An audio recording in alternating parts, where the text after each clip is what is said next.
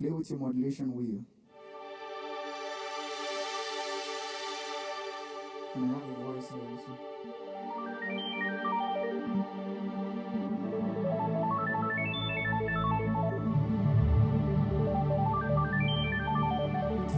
I love to play aux.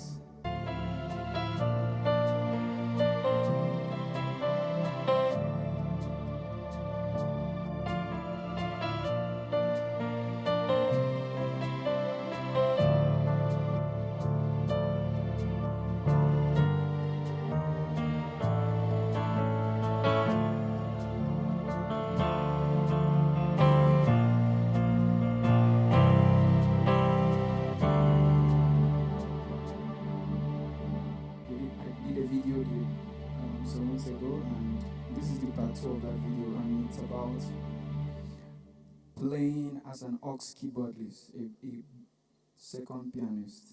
Yeah, I used to think of that as a second position, but later I have a high understanding now. I see like a backup soldier when somebody has to be in front and somebody has to watch the back of whosoever, because you can only face a direction, so you can't guide your front and your back, so somebody have to back you up. So that's what it means to be a second pianist. It's not a second position, because when I begin to delve deep, I discover there are many things you can do. You can explore your world and make yourself valuable. So today I started with that song because I'll use it to do today's illustration. I said first you have to be in love with frequency. Frequency. You can look that up on Google, because these are frequencies. There's something that makes this C different from each other. There's just a slight change as you keep changing octave. So there is low, if you're using a piano like this, if you're using a montage, yes, you can see there's a low, mid, high. If you don't press this button, you can't activate it. That is number one. You have to know that this exists. What this means is that maybe the sound engineer sets your sound and you don't like the low end. Maybe it's too low. Maybe more look at it. You can just do a low cut. Or maybe your voice is what you mix. You don't just sounding more. You can just tweak this a little, and until you get what you want. Maybe it's sounding too bright. You can cut the high. You can hear the difference. So if you play with these stuff, it will give you a better understanding, and it will also enhance your play. You don't sound muddy. You don't sound like every other pianist, because there is something, if you're not paying attention to, your play will just be kind of muddy. Maybe because you are just a single pianist and you have the opportunity to mix 8 voices. Everything is just getting muddy.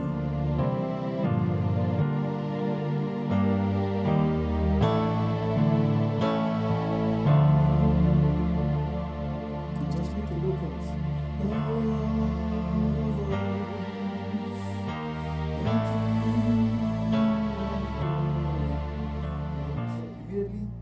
that makes the difference. You don't have the piano like this, so you don't have the opportunity to tweak those frequencies. You need to pay attention to the genre of music you're playing.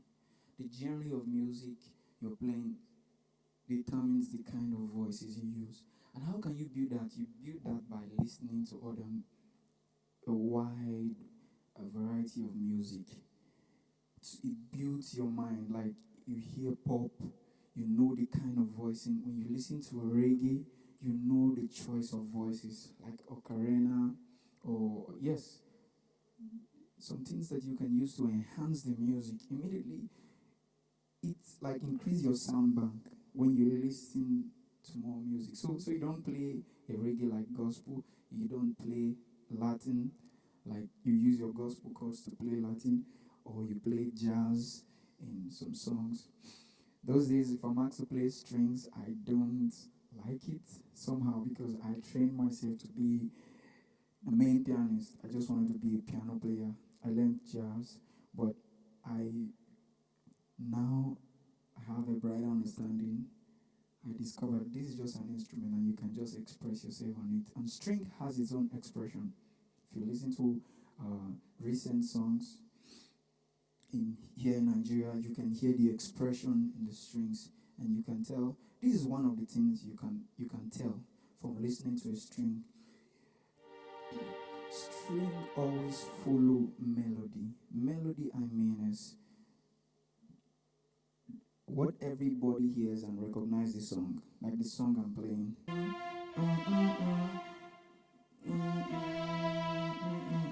You can check this song on YouTube. It's by Pastor Nathaniel Bassi, Yahweh Sabaoth. So you can hear, you just know this. There's something you hear, you know that's the song they're playing. So that's the melody. So if you're playing the strings, you must pay attention to the melody, because you're the backup player, so you are not in charge of the chords and or the riffs and maybe playing arpeggios. That's not for you. So what do? You use your string and join the backup singers to sing the song.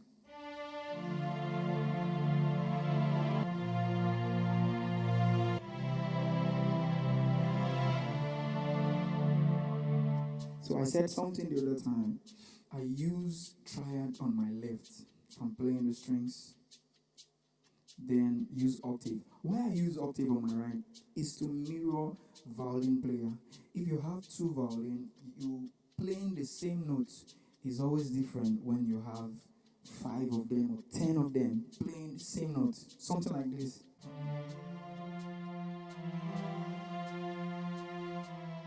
So it kind of make it more full. So I'm trying to mirror that. That's why I always use octave on my right. 1, 2, 3. Let's go.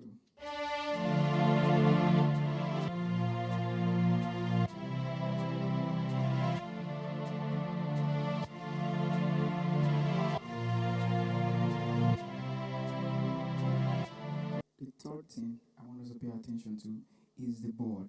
The piano you're using definitely have a function. I don't know the piano you're using, but this I use here has this function called the modulator wheel. So look at, if I am on the piano, this doesn't, the difference is not much, but here, look at this voice I'm using. It's called a dark Atmos pad, this voice. So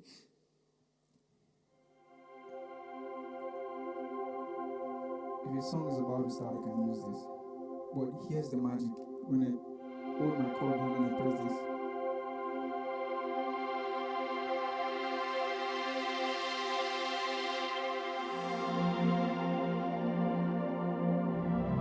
so I can play the same song.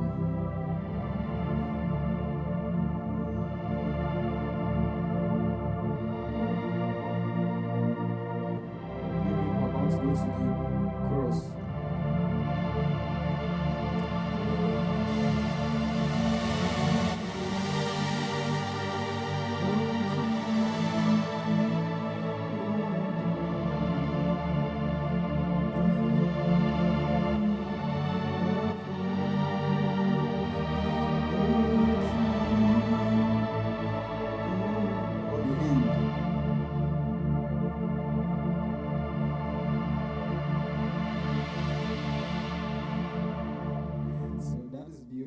Did I find that out? I enjoy. So, 3 things I mentioned: the frequencies. You have to pay attention to how muddy your sound is. This voice I use now, you see, it has so much presence, and you may not want that. You may not want it to be too low. I mean, something like this.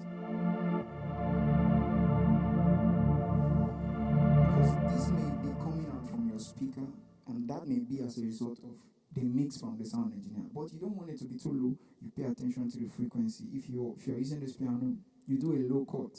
You just reduce it. It becomes more brighter instead of being too muddy, like all over the place. So you pay attention to your frequency. The next thing, your genre. What kind of music are we doing? If it's a music that requires the strings, play the strings.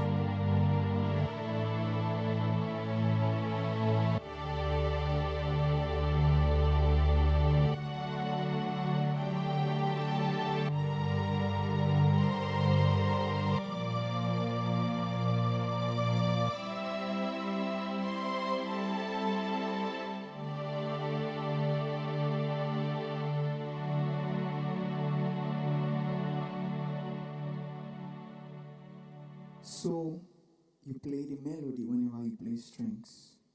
You go with the song. You don't try to get in the way of the piano chords. And here's this is just a bonus tip. I I talked about it the other time, but I'll go in details now. The attack. The attack. Make sure you're paying attention to the dynamics of the music. When when it's there's always a high and low of the music, just like life. You can't be high every day or low every day. You have to pay attention when the music requires just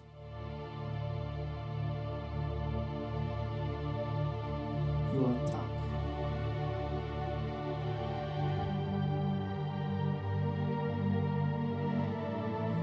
Just touching.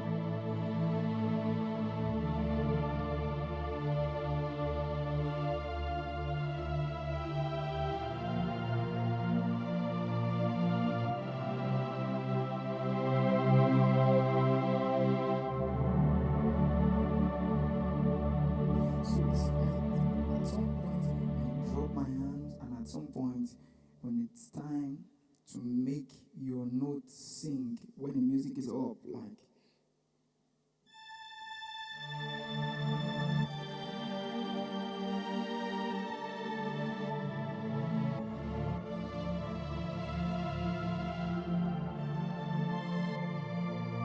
intentionally hit some notes and intentionally land quietly on some notes.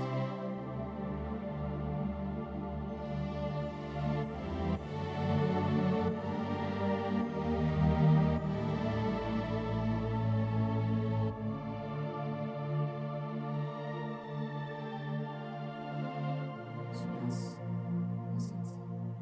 Pay attention to these four tips: your frequency, your the genre of music you're doing, then your your board.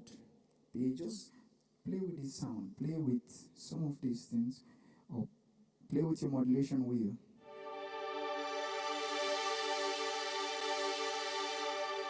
And I have a voice here also.